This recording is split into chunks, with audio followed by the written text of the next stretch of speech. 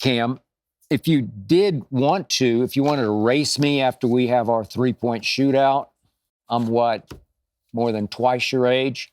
But I don't think you can beat me. I don't think you're in that kind of shape, the way I'm in that kind of shape. I'm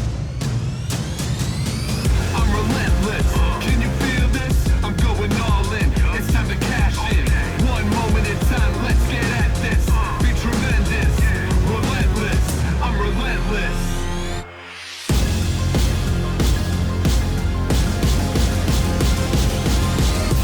Here we go. This is the Skip Bayless Show, episode 106. This, as always, is the Undisputed, everything I cannot share with you during the 2.5-hour debate show that is Undisputed. Today, in episode 106, I will respond to Cam Newton's response. And I will respond to an onslaught of your probing, provocative questions, this time about Jerry, about Dak, about who's the GOAT of actors. Can't wait for that. And who is now the best coach in pro football post-Belichick. And I'll end with two very personal questions about losing my keys, if not my mind, and how many glasses of water do I have on my nightstand? I will explain. I will answer. But first up, as always, it is not to be skipped. Okay, so last week, as you might remember, I responded to the shot that Cam Newton took at me over my analysis of Anthony Edwards' chase down block. Cam said on his podcast, if I can't hit my head on the rim, my head on the red, as Cam said, like that, clever, then I should just shut up. So I turned that around on Cam and I said, I seriously doubt you could hit your head on the rim. So does that mean, Cam, that you should be disqualified from critiquing Ant-Man's block also? Well, I think not, but I'm using your logic on you. Seriously, at even, what are you, 6'5"? I don't think you could hit your head on the rim. I'd love to watch you try. Maybe you'd prove me wrong. Then I said on this podcast, in response to Cam's podcast, that, heck, I doubt that Cam could beat me in a 3-point shooting horse contest.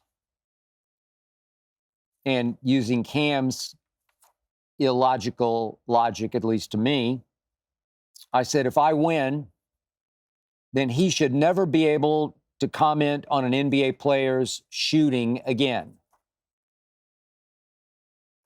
Cam soon responded, challenge accepted. Now, if you are, as I speak, watching the video link to this show, you can see me getting ready for Cam this past Monday at a little gym that I frequent just right down the street from the Fox studios in which I sit right here, right now, as I speak to you.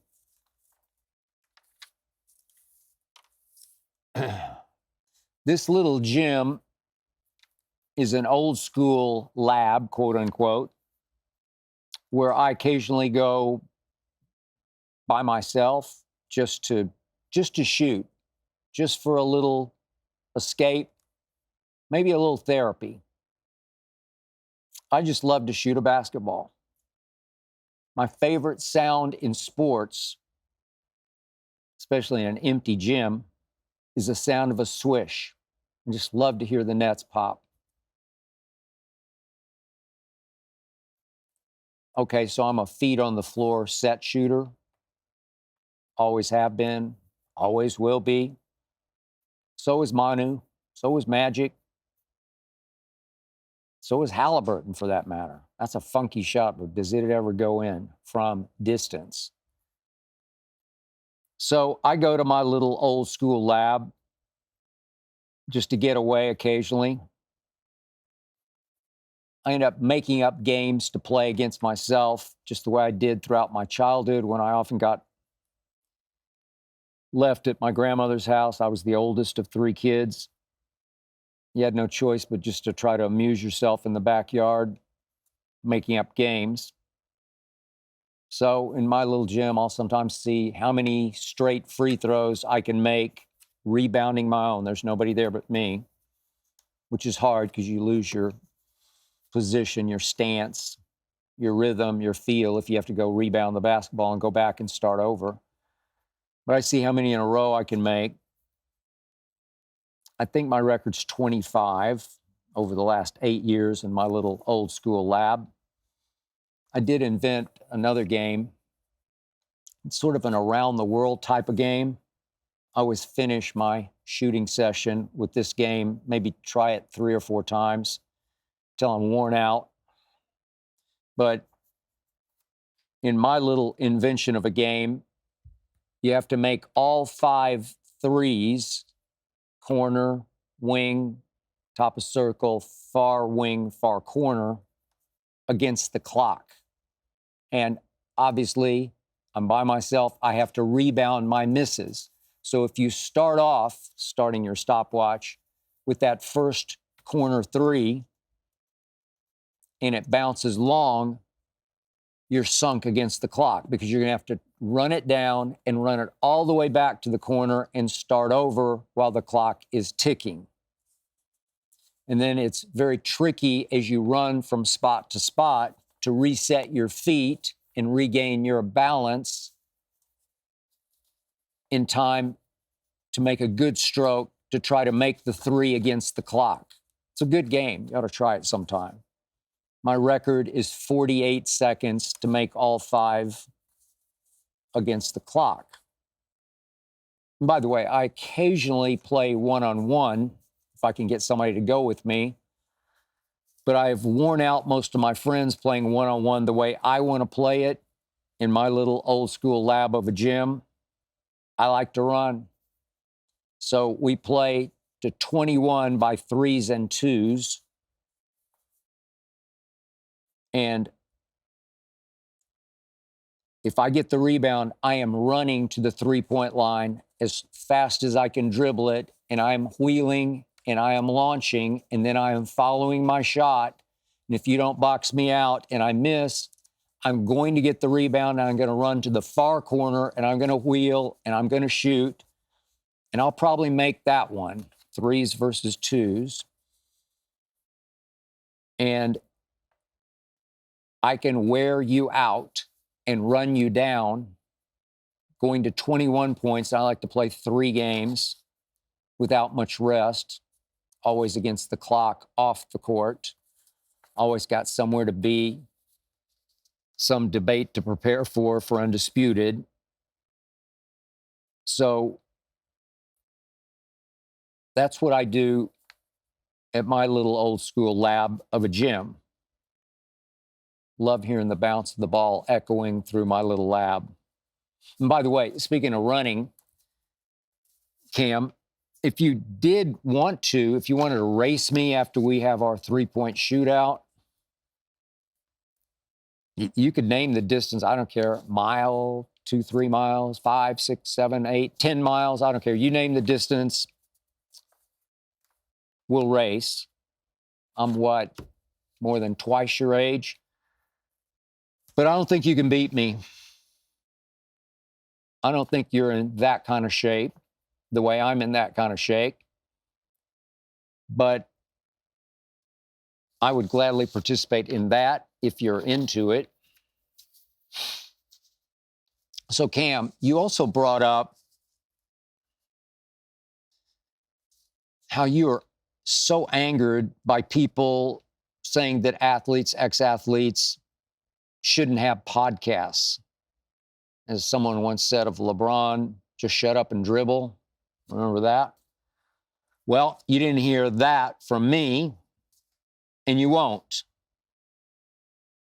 I think, Cam, that you have a whole lot to say that should be said by you on your podcast. As I said last week, I believe you could have a great future in television as a commentator if you so chose, which is why a couple of years back, I tried to get you to come out here to LA for a week or whatever you wanted to stay for and to do Undisputed. See if you liked it. It liked you. I think it would if you liked it. You have a whole lot to say and a reason to say it. So I cherish every word that you speak in public. Not once have I criticized a single thing you've said on your podcast. Not once. No, just for the record, you took a shot at me. And I will admit that there is one criticism from athletes, ex-athletes, that angers me more than I can express to you, Cam. That criticism is, you don't know because you didn't play. You know, I first got blindsided with that concept. It's a long time ago. It's my first year in Dallas as the lead columnist at the Dallas Morning News. It was 1979. I was doing a live radio show before a studio audience. I believe the host was the late, great Frank Gleber, who became a good friend of mine. You might know him from CBS days doing golf masters. I think it was Frank Gleber moderating between me and Charlie Waters. You longtime Cowboy fans will remember Charlie Waters. He made 3 straight Pro Bowls through those years. Safety. 3rd-round pick out of Clemson. And we're going back and forth. I knew Charlie fairly well. I liked him. I thought he liked me. And all of a sudden, he blindsided me with,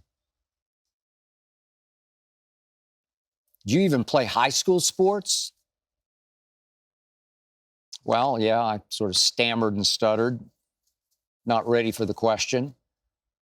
I did make all region my senior year in high school in baseball. I was pretty good in baseball.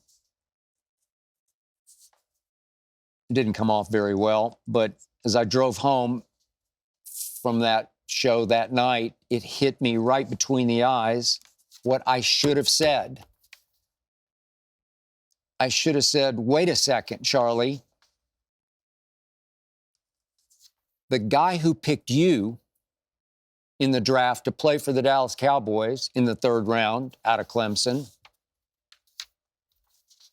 was Gil Brandt, who never played even high school football. Never played high school football. Gil Brandt. In the 70s, he became known as the draft master, running drafts for Tom Landry and Tex Schramm and the Dallas Cowboys. The truth was, Gil Brandt made Tom Landry with great draft picks, and then through the 80s, he broke Tom Landry with shockingly poor swings and misses and reaches at the top of the drafts. Never played high school football. In camp, this reminds me, you were drafted in Carolina by a GM by the name of Marty Herney. Marty Herney. Cam, I think you know this, or maybe you don't, but Marty Herney came up as a sports writer. He was a sports writer before he got into actually scouting and picking pro football players. A sports writer, just like me. Who knew? What do I always say? The greater the player was, often the less feel he has for who can play the game that he played at the highest level and why others can or cannot play the game he played at the highest level. See it all the time. See Michael Jeffrey Jordan, greatest athlete who ever played any sport, greatest performer, greatest competitor, greatest, GOAT. Michael Jordan in Charlotte became the single worst GM, player picker, program builder in the history of the NBA. The single worst. So the single greatest player became the single worst team builder. Why is that? Maybe because he was so great that he wasn't sure why he was so great. Not that he didn't work hard. What did I call Michael Jordan in my days as the lead columnist of the Chicago Tribune?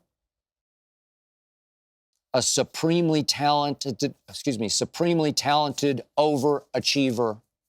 I'll say it again, a supremely talented overachiever. Nobody worked harder than Mike did, and nobody was more gifted than Mike. That's a lethal combination for everybody who tried to compete against the greatest competitor ever. But sometimes you're so great that you can't see why others aren't. And again, Cam, if you ever want to come out here, debate me about football, sit on live TV on Undisputed and debate me about football, you are welcome. Any day. You name it. And yeah, I am ready for our 3-point horse contest.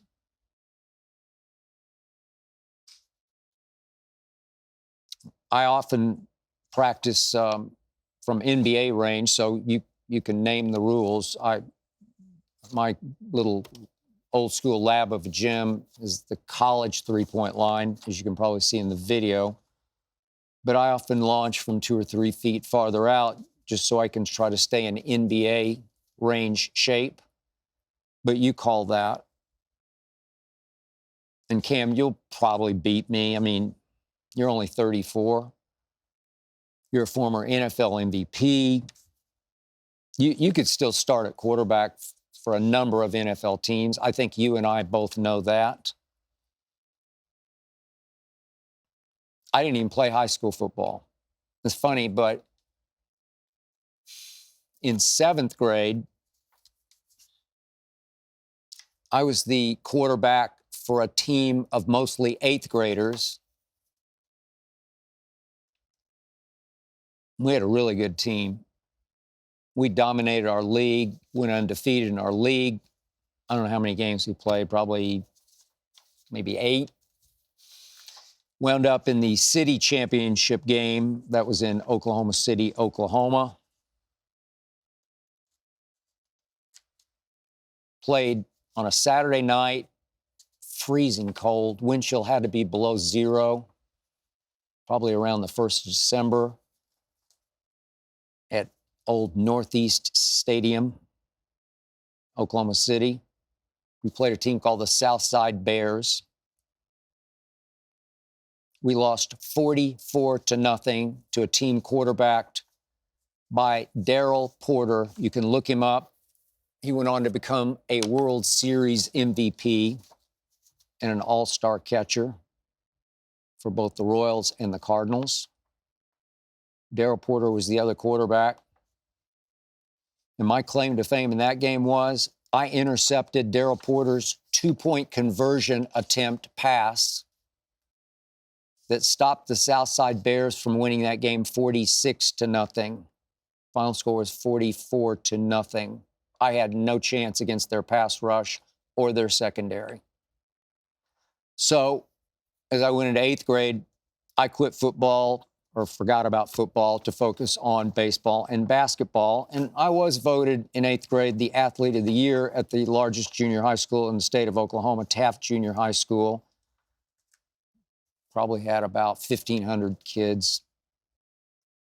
But up against you, Cam Newton, in some kind of a shooting contest, I would probably choke. I will admit it publicly. I would probably choke. I mean, you played in a Super Bowl.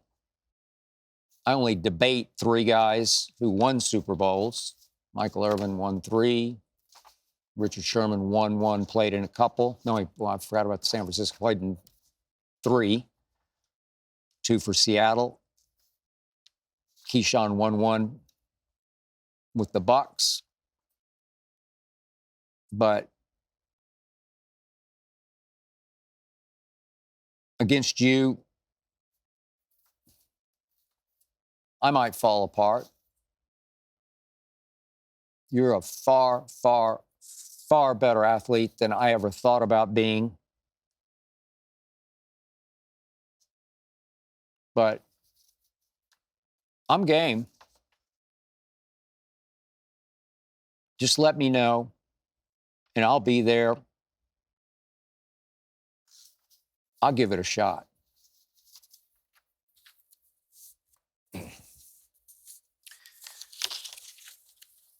First question is Carson from Brooklyn. The Cowboys win next year's Super Bowl, but LeBron wins another NBA title. Do you take that exchange? Carson, if you guaranteed me my Dallas Cowboys, and I've been a fan since I was 10 years of age, if you guaranteed me my Dallas Cowboys would win next year's Super Bowl on Fox in New Orleans, I would give you LeBron James winning 3 more championships, 3 more. That would be my trade. I would say, go, King, go. I would definitely make that exchange. I'd take 1 Lombardi for 3 more King rings. 3 more. Heck, make it 4. I don't care. You name it. I mean, Carson, understand, it has been 29 years since I even experienced an NFC championship game. And you understand that was at the end of the 1995 season. I wrote a book about that year called Hellbent. You realize that was the 4th of 4 straight NFC championship games those Cowboys had played in.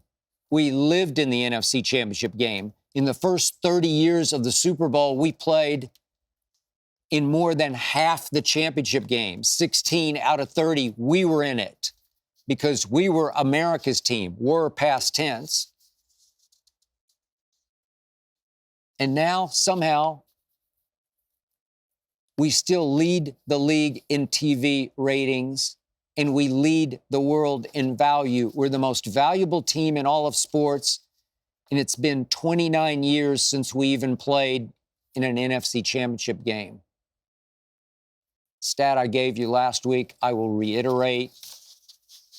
Despite the pain it inflicts upon the depths of my soul, over the last 30 years, we're 5-13 in the postseason. 5-13 of teams that have played at least 15 playoff games over that 30-year span. We have the worst winning percentage of all. We are the worst. We are bottom of the barrel at 5-13. My current quarterback is 2-5 in the postseason, having won 2 wild card round games in his career. 2-5, 2 wild card round games that he has won.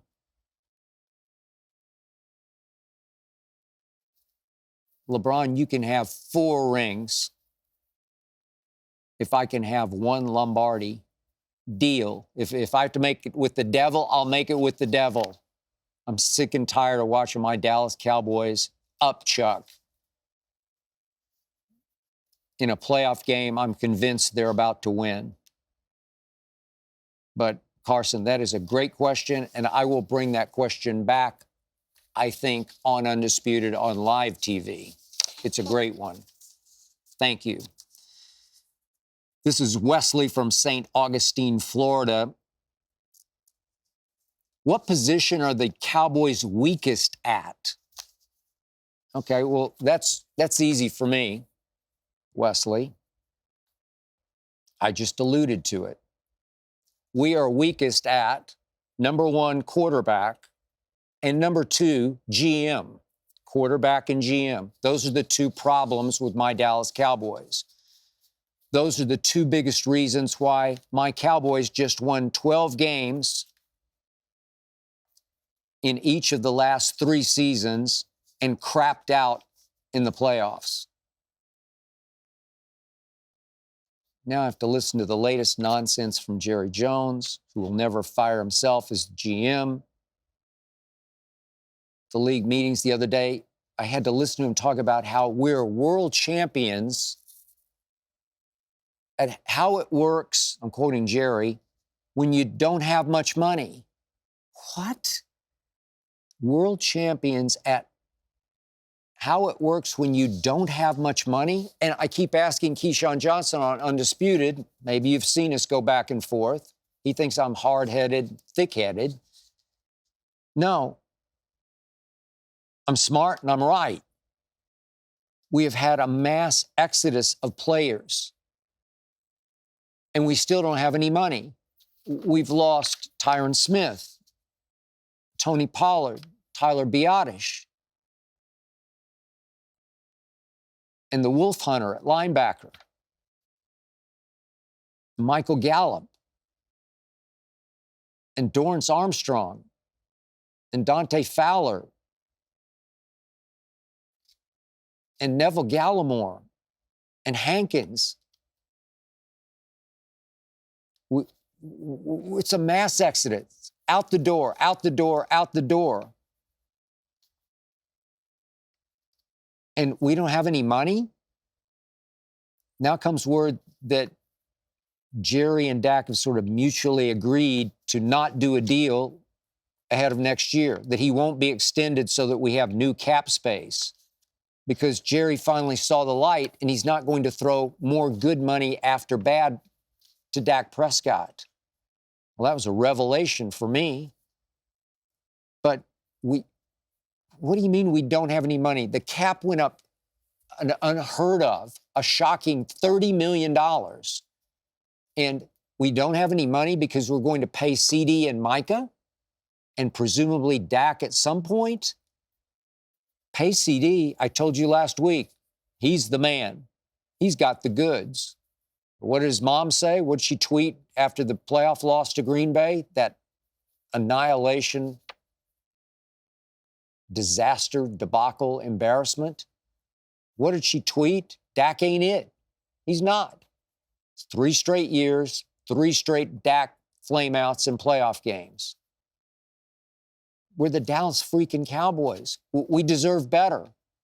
I know what Don Meredith looked like. I know what Roger Staubach looked like. Heck, I know what Danny White looked like, and I definitely know what Troy Aikman looked like playing quarterback for the Cowboys, and Dak ain't it.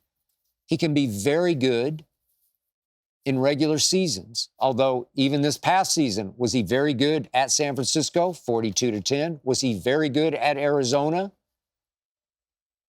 Was he very good at Buffalo? No, no, and a big no. And then here came the playoff game. Biggest embarrassment in my sports watching life was that playoff game. And we're going to extend him? We're going to keep Mike McCarthy and extend Dak Prescott? It's lunacy. We don't have any money to spend?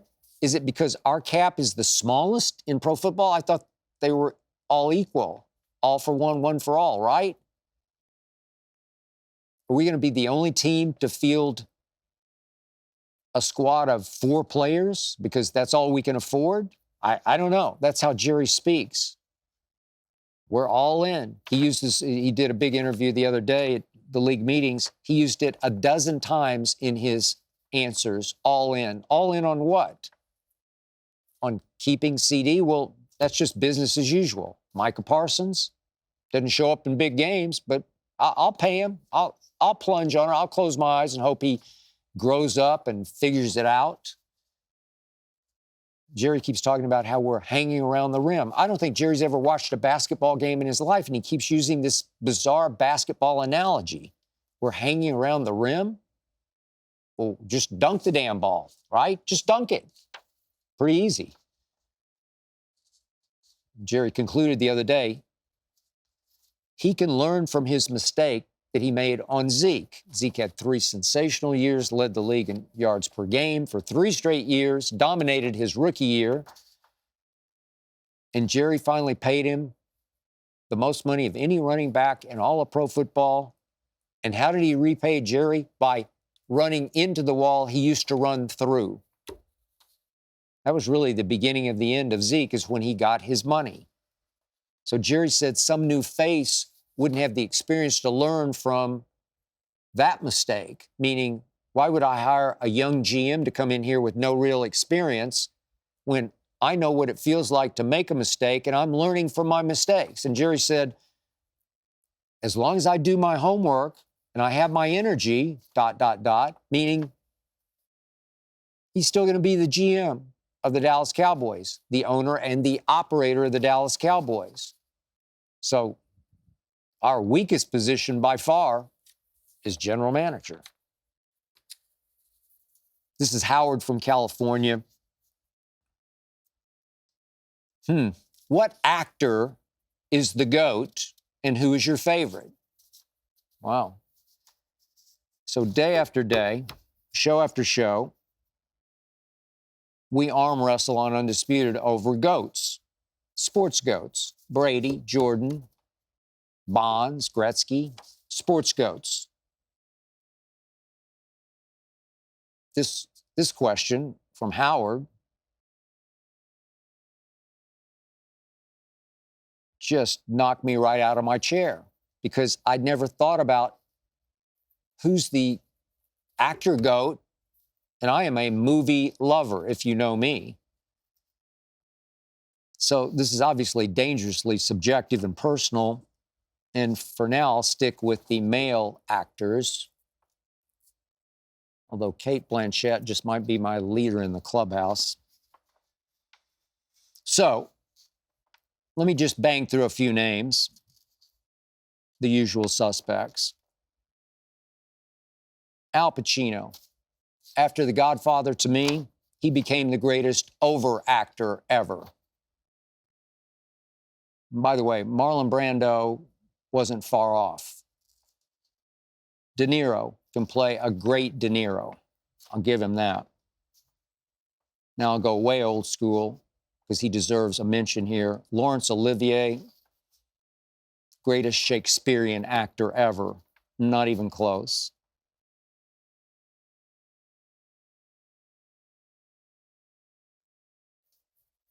Tom Hanks deserves a mention. Tom Hanks is the greatest at bringing little people to life on the big screen. Nobody better at that than Tom Hanks. Sidney Poitier, powerhouse of emotion. If you know In the Heat of the Night, Lilies of the Field, To Sir with Love, powerhouse of emotion. He's in my top 5 for sure. And a quick nod and mention to Matt Damon. I've always thought he was very underrated. I know people are prone not to like Matt Damon, and I'm not sure why, because he has very underrated range. Recently did Air, brought to life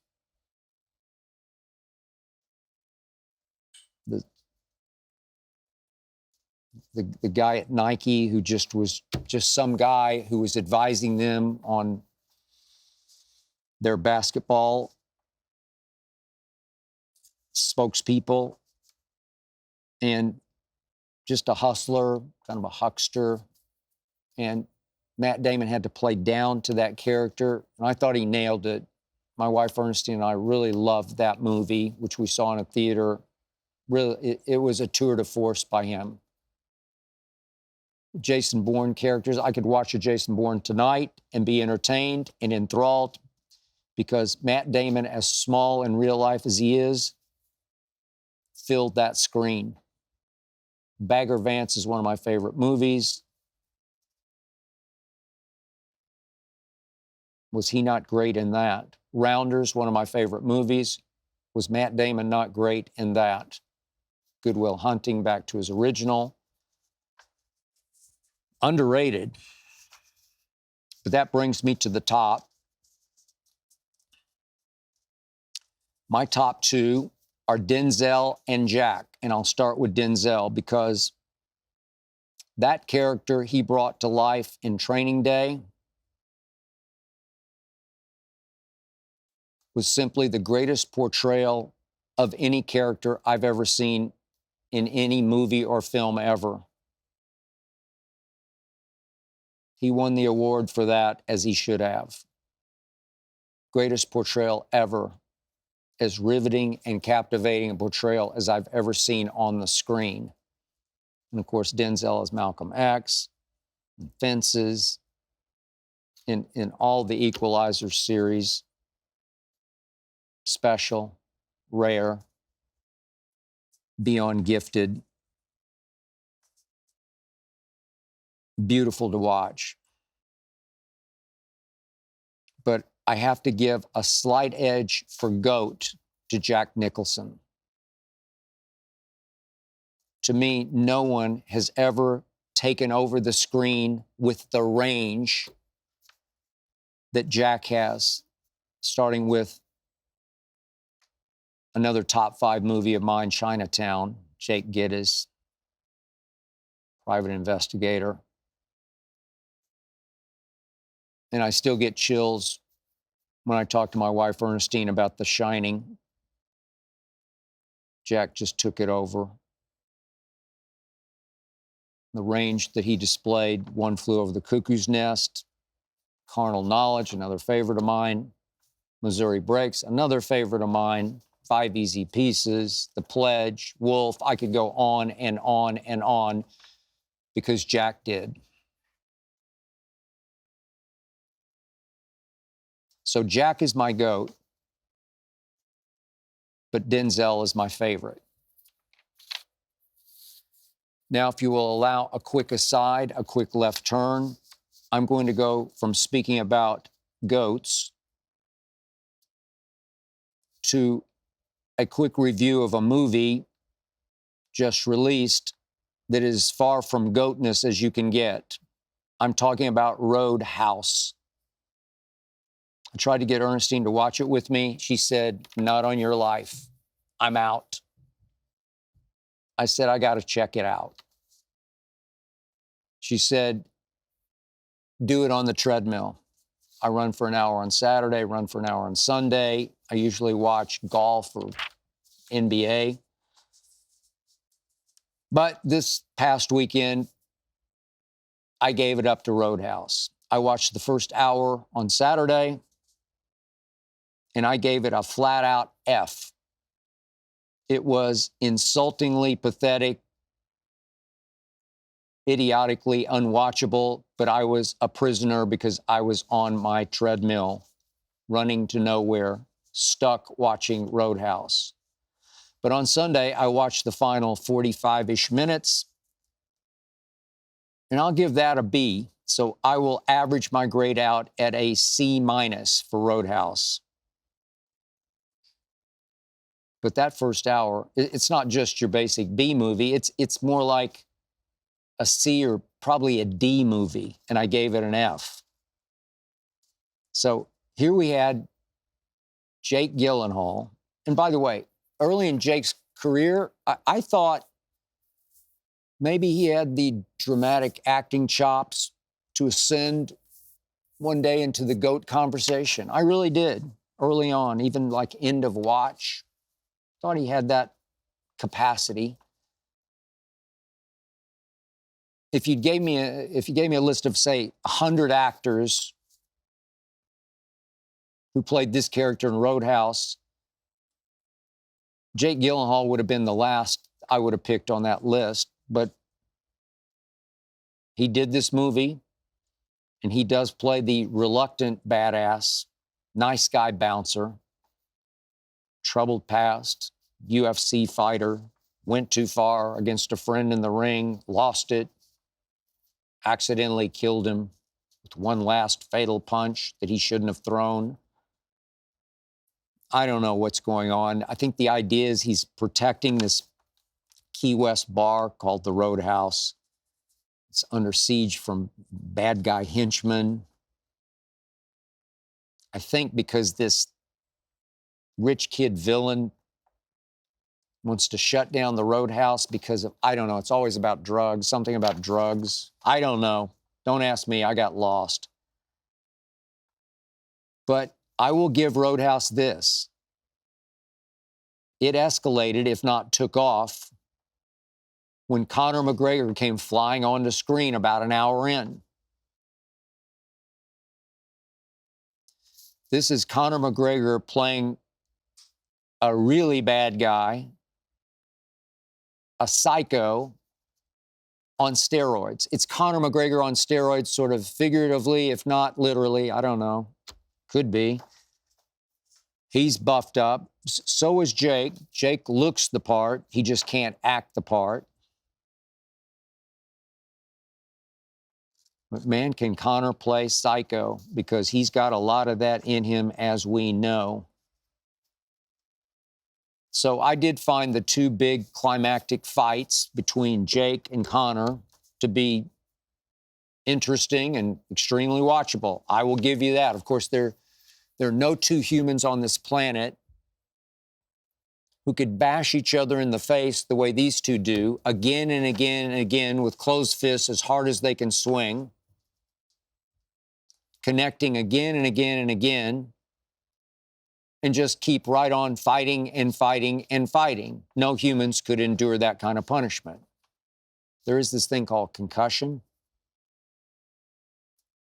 But they did, and I kept watching and watching and watching. And I will give you this. Jake versus Conor saved Roadhouse. It did. Really, Conor McGregor alone brought my grade up from F or F minus to C minus. Congratulations, Conor. Look forward to your next film. This is Jeremiah from St. Paul. If you had to follow one person on Twitter to keep your account, who would it be?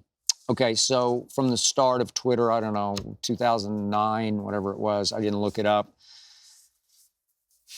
I chose to follow nobody. I always said back in the days, early days on First Take, well, I'm a leader, not a follower. I'd like to think that's the truth. I don't need other opinions to help me form mine.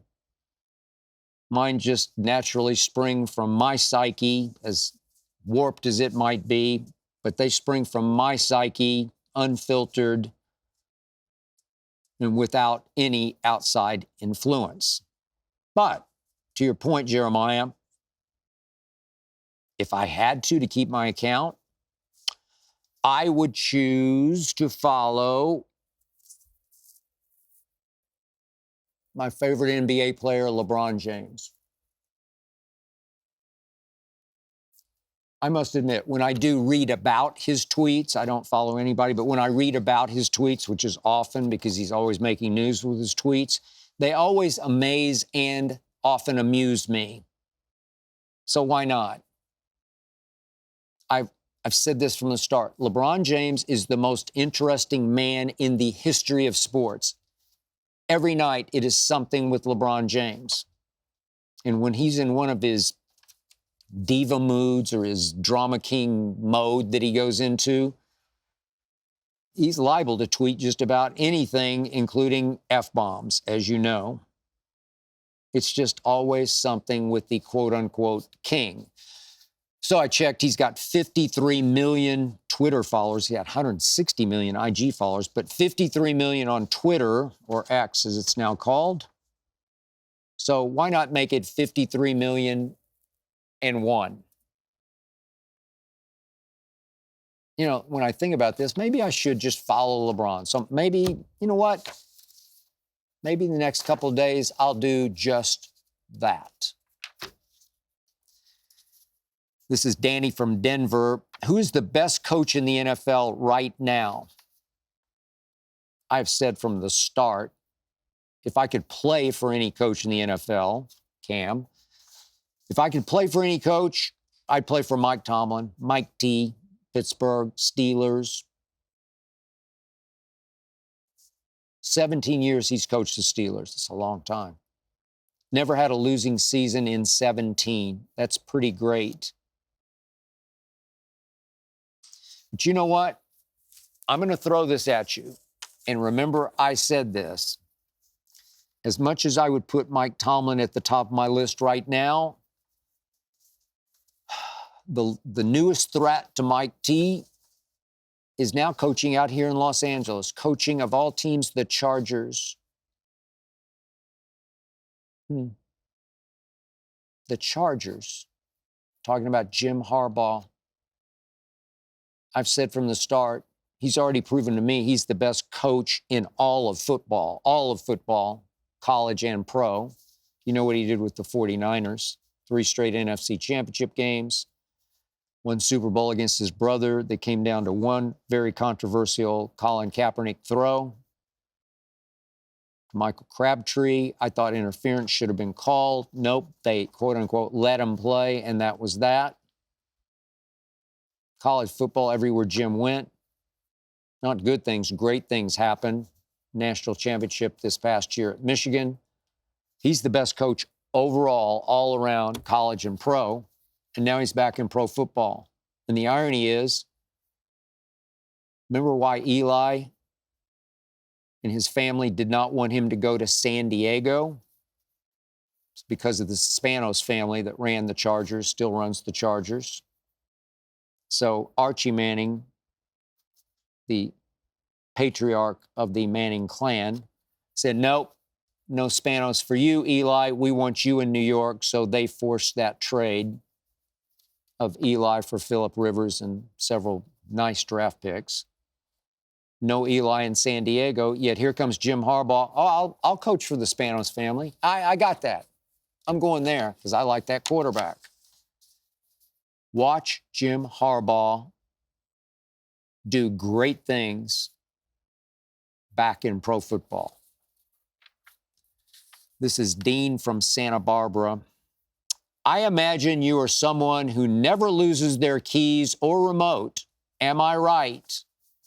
So, Dean, I bounced this question off my wife, Ernestine, and I got to tell you, she laughed out loud. She laughed in my face and effectively in yours, Dean. She said she's lost track of how many times she has washed my keys in pockets of my pants in which I left them. Lost track of how many times that has happened. And then she laughed and said, at least 2 or 3 times a Friday or Saturday night when she and I are sitting on the couch watching our shows, I say, where's the remote? I can't find the remote. And she says, well, did you check in the crevice of the couch? Did it get stuck down in the crevice? Yeah, it's down there. Or is it under that blanket over there? Or is it under that cushion? Or where? I don't know. I lost the remote. Look, I am constantly to a fault thinking about Undisputed, thinking about sports and sports debates and sports arguments. Invariably, inevitably, on a Friday night, I'll be sitting, as I did last Friday night, we're watching the new Guy Ritchie, The Gentleman. It's very good, by the way. We're on episode 2 or 3, and I'm enjoying it, and all of a sudden, I'm lost in thought about, wait a second. When Keyshawn said that today on Undisputed, I should have just said that. I should have countered with that. I mean, what was I thinking? And I lose it and I go off for a while and I'm staring at the wall and Ernestine says, are you okay? Yeah, I'm okay. Well, you're not watching. Well, I'm back. I'm good. I'm okay. But where's the remote? I don't know what happened to the remote. Okay, so being as intensely focused as I constantly am makes me absent-minded, as I also constantly can be. Dean. And finally, this is from Charlie from Tennessee. I miss Vanderbilt. I miss Nashville. Charlie from Tennessee asks, what do you keep on your nightstand? How many glasses of water? Charlie, glasses of water? Seriously? Okay, so once upon a time, Shannon Sharp and I did a commercial. I'm losing track, 5 years ago maybe, for Undisputed. It's me waking up in the morning, jumping out of bed with my workout clothes already on, like I slept in my workout clothes. It's like Shannon versus me, who can get to the studio first and better prepared. And you can see a little picture on my nightstand of Zeke. No more Zeke on my nightstand. What I do have on my nightstand are two things. I have a digital clock that I think I've had since high school. Do they have digital clocks when I was in high school? I've had it for a long time. And it serves only as my second alarm to my phone, just in case I forget to do my phone. This is one job you do not oversleep for, because the show must go on. So I always set a second alarm just in case. Weirdly, it always goes off before my first alarm, but that's just me being absent-minded. I also have a noise machine, especially to drown out the noise in the afternoon when I take about an hour-and-a-half nap. If Hazel barks, our little Maltese, if there's work around us, people, some kind of new home construction, I just need the sound machine right in my ear to tune out the world for my hour-and-a-half nap. And that's it, Charlie. So, glasses of water? Me? So, Charlie, think about this. At night, I sleep 4, maybe 4.5 hours. Maybe.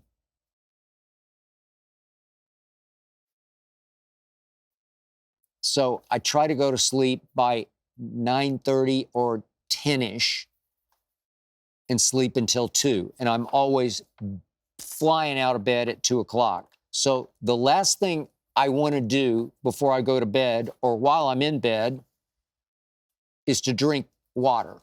It's the last thing I want to do. I don't want my bladder to wake me up. It's the last thing in the world I want. I want my alarm to wake me up at 2. I don't want my bladder to wake me up at 1:30. So I dehydrate before bedtime. I concentrate on not drinking anything from about 6 o'clock on. I eat dinner sometime around 6-ish, and whatever I have with dinner, I don't want to drink anymore because I don't want to wake up. So, Charlie,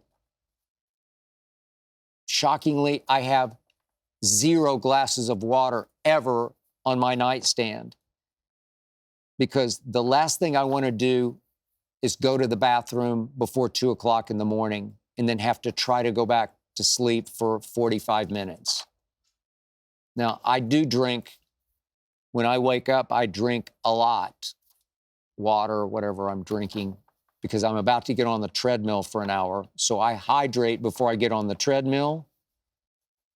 But Charlie, never, ever at night. That is it for episode 106. Thank you for listening and/or watching. Thanks to Jonathan Berger and his All-Pro team for making this show go. Thanks to Tyler Korn for producing. Please remember, Undisputed every weekday, 9:30 to noon Eastern. The Skip Bayless Show every week.